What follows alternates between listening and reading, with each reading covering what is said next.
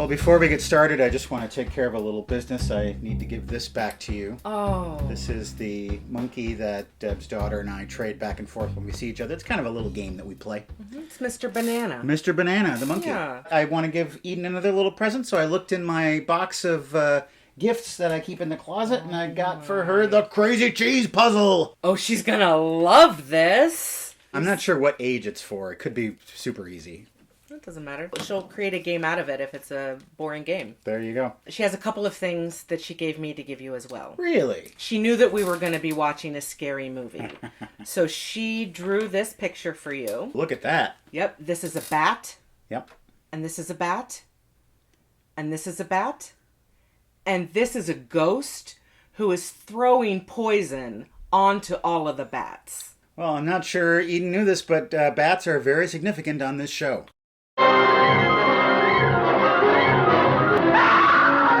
Another Eden picture for my fridge. This is a present for the monkey. The monkey doesn't like scary movies. Yes. Likes to watch, but doesn't like to hear it. So she made earmuffs. Little earmuffs for the monkey. Little earmuffs for the monkey. Monkey kind of looks like Einstein now. She's wants to make sure everyone's protected. All right, well, I will have a good time watching this movie with you and Mr. Banana Brain. Welcome back to the basement, Deb, for the scary month of Halloween, October. I suppose maybe you're wondering why I've asked you here in October. I assume you're not a particular fan of horror movies. I don't know if I would have said yes if I had put it together that you were going to watch scary movies this month. Well, it turns out that I've had you on for a particular reason. It's because of the movie I have in the top secret envelope, because not only did you tell me that you like this movie, you told me on this show, Chopping Mall. Oh my god! I love Chopping Mall! Oh my god, I think I know what it is. Chopping Mall. Yes! Released in 1986, Chopping Mall, or as it was originally titled, Killbots, was directed by Jim Wynorski and stars Kelly Maroney, Tony O'Dell, and Russell Todd. It features cameos from B-movie stalwarts such as Paul Bartel, Mary Warrenoff, and Basement Hall of Famer Dick Miller. The majority of filming took place in the Sherman Oaks Galleria Mall, where scenes from Fast Times at Ridgemont High and the Arnold Schwarzenegger film Commando were also shot. It's a great mall for dying. B-movie legend Roger Corman was the uncredited executive producer of this film, and his wife Julie and infant daughter Mary Tessa would make cameo appearances. Mary Tessa Corman would go on to appear as a grown-up in the 2010 Roger Corman production Sharktopus. Such a great name. So when did you see this movie? In high school, maybe. Okay. And I saw it with my friend Mario, and we watched it at somebody's house. And it was just so funny. And also a little scary. You'll get a little scared, which is what I wanted. Just for you to get a little scared. Just a sprinkle of fear. Yes. Now, Deb. Yeah. To survive the chopping mall, you need someone on your side. You need an ally. Now, I know that there are 4 special ladies who have been spiritual allies of yours for a large part of your life. Indeed. And I think one of those golden gals is the ideal person to watch your back when you face those killbots. So I give you Chia Blanche. Oh my god. First of all, look at this helmet. Yeah, that's not what her hair looked like Not on the show. in any way. Oh, that's amazing. She looks like one of the stormtroopers in Spaceballs. Yes, she does. And she is actually the last person that I would want in the Mall of Death. Yeah, you definitely want Dorothy. I have something for you as well. In case you get scared, a pumpkin pillow Wow. to snuggle with. Like a security pillow. Yeah. Yeah. This is That's great. it. There you go. Happy fall. Happy, happy fall. And why don't you fall into the old leather couch with us as we get scared for our lives as we watch Chopping Mall. Hold me, pumpkin pillow. A young punk is robbing a jewelry store. He thinks he's going to get away with it because he's a Mr. Slick. But no. Stop right there and surrender your weapon. Stop right there. There's a special security robot that puts him right where he belongs. Dead on the floor. Actually, he's just sleeping. The mall's new state-of-the-art security system robots. Are non-lethal. Or so this business boy tells us in his presentation to the general public. There's two other people watching this, Paul and Mary, and they have some snide comments to make. If they're called protectors, what do they protect? Plenty. For starters... Oh, that was a lot of good face acting. It was a bit much. Yeah. A casual viewer might wonder why they're even there, because they don't show up for the rest of the movie, but really it's just an inside joke for film buffs. They go on patrol after the mall closes. At close range, sleep darts fired from here and here can knock a man out in less than 30 seconds. Every night I shoot myself with a sleep dart so I can get a good night, good solid 8 hours. What about those who work late? And how can your things there distinguish between the good guys and the bad guys? That's very simple. We tase the janitors too. It's a lot of fun. They are absolutely foolproof. Nothing can go wrong.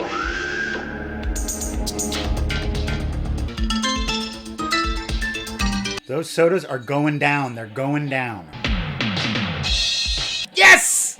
Then we meet Susie. She's there with her friend Allison. And she's trying to convince Allison to come to this party with her. After hours at the Furniture King store with their boyfriends. And everybody's going to have premarital sex. Mike and Greg are doing the same thing to their nerdy friend Ferdy. What is this guy doing? Like these carpet samples? Is this Steinhoffel's? Like, what's happening right now? Come to this party. Susie has a surprise for you. I don't know, guys. I've got a little surprise for you. Look, we got a girl for you. Don't worry. And he's like, okay. All right. But first I gotta find Mrs. Flanagan's fuchsia. Well, you find Mrs. Flanagan's fuchsia. I can't find the fuchsia. Wait, no, not fuchsia. Clitoris. I can't find the clitoris.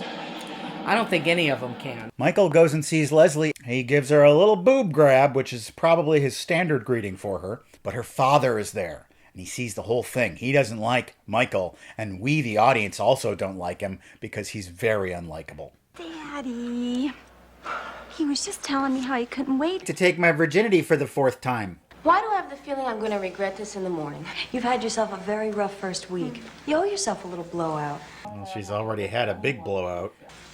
What was that shot all about? Oh, electricity is going to make them chopping bots. This guy, Marty, is a security scientist. I'm going to push some buttons. He thinks everything looks good, so he just starts looking at his porn. Getting all keyed up by those breasts. Horniness detected. You leave those titties alone! Later on, another security guy shows up. Bill Marty! I know this guy. He was in Phantom of the Paradise. He played Beef. He looks like a beef. I love that security has to wear a lab coat. Turn around, Beef. They're gonna get you.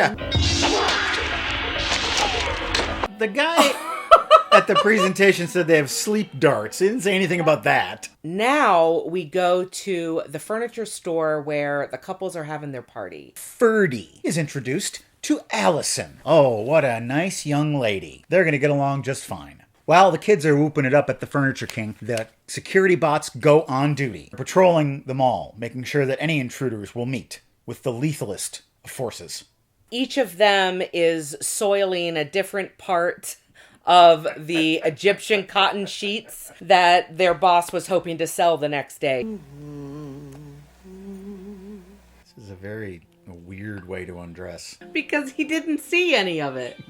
Like, That we too. had to look at it. Sure. Could I get you some more wine? Are you trying to get me drunk? No, I'm trying to get you pregnant. Walter Paisley is an unlucky janitor. I'll be out here in 10 minutes, you'll see. I gotta get over to the late shift at the gun store, where I'm gonna sell guns to the Terminator. He's cleaning up a mess and not doing a very good job of it. He's just moving around milk. And he runs afoul of one of the robots. You are just moving around milk. He is dispatched in short order. Brought you in here. Walter Paisley, we hardly knew you. I really thought this character would last longer. I don't know why they gave him a first and last name. Michael and Susie. The dumb couple. Well, they're all dumb. just had a sexy time, and she wants a cigarette. So she sends Michael out into the mall to get her some smokes.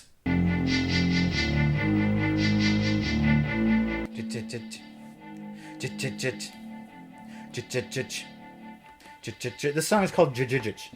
He finds the cigarette machine. You remember those. They had the little things that you tug on and the cigarettes fall out. Oh, memories. Anyway, he is waylaid at the cigarette machine by the robot. Yay! Michael is dead. Good first kill. Leslie goes out looking for him in her panties.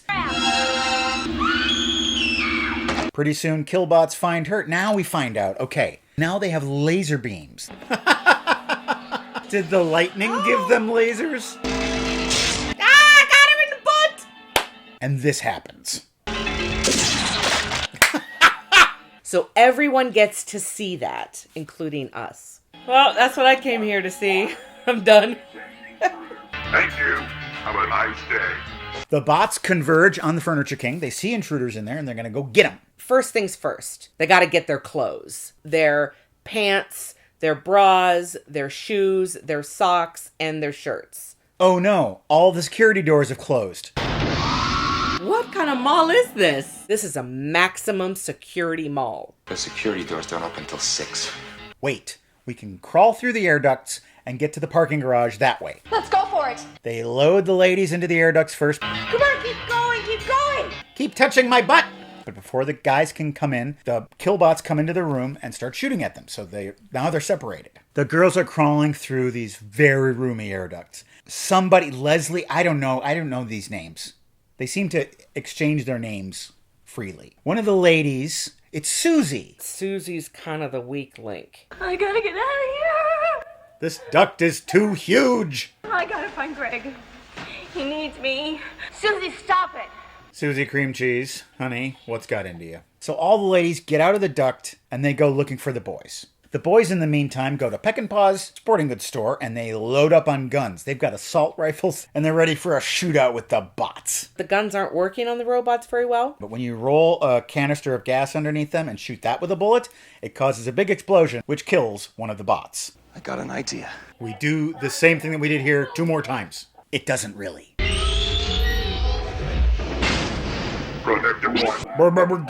They try to use the elevators, and they rigged up a bomb of those explosive things up top. We get out of here, you owe me a 6-pack.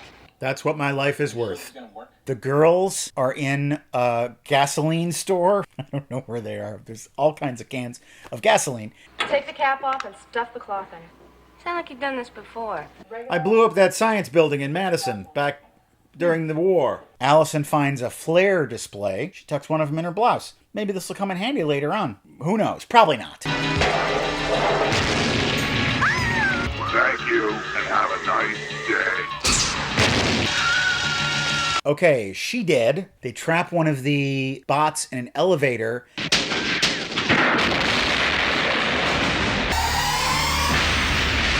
Nice shot. Dad's a Marine. A marine biologist, but he taught me how to use guns. The master computer is somewhere on the 3rd level. We shut it down, it shuts the robots down.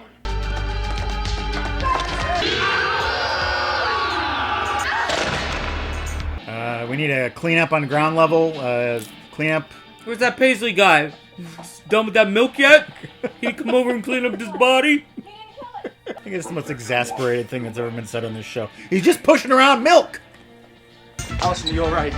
Allison, I know these killbots are trying to be killing you. Allison, my aim is true. Bridge is out! Linda is shot. Pew, pew, pew! Linda! Linda! Rick buys it. Pew, pew, pew! What? It's just Ferdy and Allison now, as we knew. Let's go find that computer. They go up to the 3rd floor and they split up. Which doesn't make any sense. Allison is sneaking around. That robot does sneak up on her and he chases after her. Why isn't he just blasting her with lasers? Exactly. Or more importantly, why isn't he chopping her? Fortunately, it has suffered a Laser malfunction. Laser malfunction. so it can't shoot its little beams.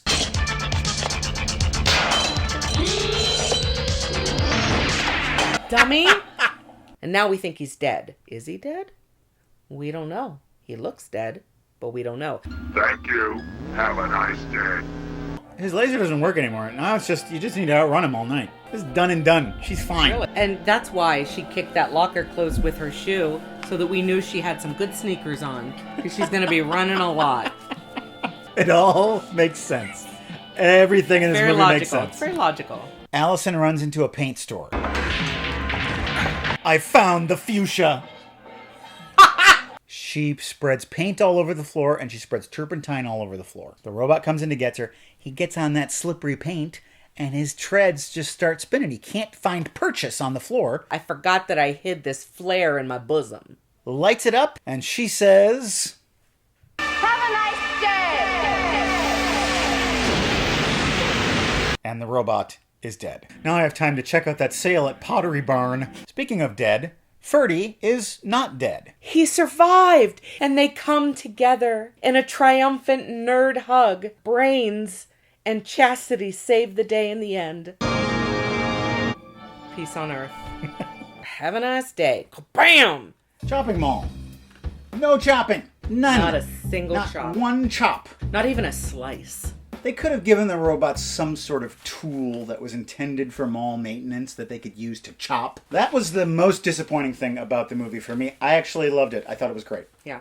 It's exactly what you want for Halloween. Lean and mean, 77 minutes, I think. Didn't overstay its welcome. I thought it was excellent. At the same time, it was very stupid. Oh my God. There was no point where you were like, that's a good decision. Right, exactly. Right? The dumbest people in the world were in that mall. Yeah. You could tell that the filmmakers really were film nerds because they left in a lot of little treats for film nerds like Paul and Mary Bland. They appeared in the movie Eating Raoul. We've got Dick Miller. And you picked up on all of those. The gun store. Peck and Paw Sporting Goods. Yeah, Sam Peck and Paw. And I was like, oh, what's that? When you have filmmakers who put those little things in like, this is for the people who know. And people who don't know, it's not going to matter. It doesn't matter. I like that the ladies got out of the air shaft and got into the action. In order to move the plot along, you have to make those dumb decisions. Yeah, and you can't just have them get to the parking lot and go and get help, and that's the end of the movie. They have to go back. Right. What really is the big success of this movie are the bots. If they looked fake, it wouldn't have been as fun. Those things were really well designed, and it was just really neat. It reminded me of that robot in Rocky IV. Do you remember? At the party. He gives the robot to Paulie. The mall locations were well used. What a fortress. With those doors shut. They don't make malls like that anymore. No, they don't. I don't think they ever did. All of these blinking lights and buttons. All of the money that went into that system wasn't worth what the mall would lose in robberies. That had to have cost that mall millions of 80s dollars. It also had the classic 80s slasher bit. Here's a little splash of nudity. Here's a girl performing a striptease for her boyfriend, and she turns to the camera rather than him. She's doing a striptease and he's just behind her. Oh man, lady, you got a great back. Like, baby's got spine. Is there any other way that you can think to improve the movie? Like, what would make it a better movie? A mall has so many different stores. It's a little cliche to go to the gun store. The paint thing was great. So what are some other ways that you can use regular items? Get more creative with the stores in the mall. Yeah, exactly. Chopping Mall is open for business, and that means that the movie's over, because that's how it worked out in the movie, if you recall. And right now, it's time for us to go to our second gig, known as Seen It. Caffeine Advocate. My 14 favorite films is just Clue 14 times in a row. Seen It. I feel like I'm about to say something very controversial on your show, but I don't care for it. Okay. I don't. When I was in college, we did a play of Clue. We took the script from the movie and acted it out. And the set was the board game, and it was a lot of fun. You played Miss Peacock? Yeah. Okay. I was watching it, and I was like, this is so much funnier when Phil was in it. Or, oh, that was fun. Now I remember when Matt did that. This happens to me often when I watch a film adaptation of Macbeth. Because I've been in 2 productions of that. And so I just get waves of nostalgia for various points in my life, and I'm trying to concentrate on the movie. I was really funny. I bet you were. Sean Henry. Recently on Pandemic Playhouse, The Fugitive, 1993. Seen it. Seen it. One thing I thought the movie did smartly was it did not focus on that trial because they had the flimsiest case against Dr. Kimball. The cops were prejudicial from the jump. All the evidence was circumstantial, and he really didn't have a motive. A surgeon no motive. doesn't need to kill his spouse for money. He's already got plenty of money. He has plenty. I wonder if he even had a defense attorney and if they were awake during the trial. I mean, like, did they fight? There was not they loved each other. They just glossed over that because this movie's all about premise. Accused of a crime he didn't commit. Yep. He goes on the run to prove his innocence. That's the movie. Yeah. And you just need to get there as fast as you can. And plausibility in that case doesn't matter. I also remember when he dyed his hair black, how ridiculous that looked. One part I liked was he's in the hospital. He's, stealing clothes, and he's about to shave off his beard, and he has this look in his eyes like, I like this beard. And he starts cutting it off. There's just this brief little flash. Do you know how long it took me to... Yeah. I'm going to miss this thing. This hurts. Brent Ottoson, 6974. When Harry Met Sally is one of my favorites, and so quotable. Baby fish mouth is sweeping the nation, and I've seen it. I still quote it to people that I don't even know if they've seen the movie. What? Do you have a hot date? I was singing Sorry with the Fringe on Top in front of Ira! And my favorite one that I say all the time is the Roy Rogers garage sale coffee table. Yeah. And he's like, I thought you liked it. I was being nice. That's why I own that monkey lamp over there. Because you basically said that to your husband. I did. And I am one monkey lamp richer. I watched this so many times. It seems like every romantic comedy nowadays, they're always trying to teach a lesson. They're trying to teach the audience something. This is what it means to be a good spouse. This is what it means to be a good boyfriend. This is what it means to reconcile your differences and get back together. And I don't think Harry Met Sally does that.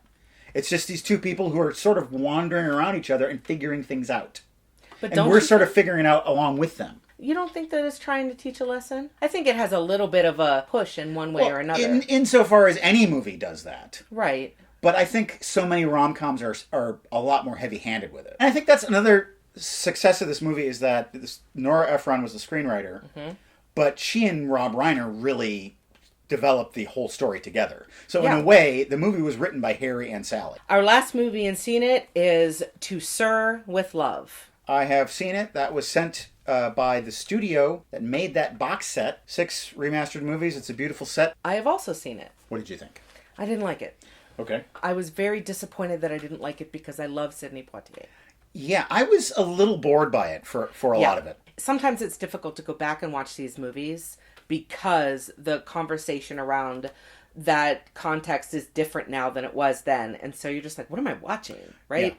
But the movie lost me when he went in and he yelled at all those girls and called them sluts. And your slutty ways. What? We're going to talk about real life stuff. And you guys aren't going to be sluts. Excuse me? That was okay? It's very much of its time. It was gross. Yeah. It was awful. And I did tear up a little when he got that gift at the end. I did. Because it's Sidney Poitier. But the whole movie, I was like, this is not good. But the 4K remaster on this DVD is very stunning. Picture quality is really, really good. That scene with the fat kid, too, was so uncomfortable. Oh, my God. You did that to Fatty. Oh, my God, stop it. Fats. They call them fats. Yeah. He's like, I can't do it. Do it. God, I felt violated watching it. There's a place where you can go and browse around in the safety of your own home, and that's our website, welcometothebasementshow.com. You can click on episodes to watch all 300 plus of them. You can click on PayPal donation buttons to support this show with a little monetary donation. You can do a one-time or rolling monthly donation, whatever you choose. I want to shout out 2 of our one-time donors, Charles and John. Thank you both. Deb is going to be here next week for unboxing. We're going to open the boxes, and we're going to have the fun. We hope you'll join us. Now, take a look at this. Next door neighbor children are screaming. Yeah. But we're not. I think they're watching Chopping Mall. I hope they are. Maybe they're watching To Sir with Love. Get those sluts! You sluts! The boys, out of the room! You sluts! Whoa! One of the janitors is named Ace Mask. One of the janitors' name was Will Gill Jr. These are all clearly made-up names. Here's my buddy Bruce Mink. Waldo Brain is the accountant. Thank you. Have a nice day.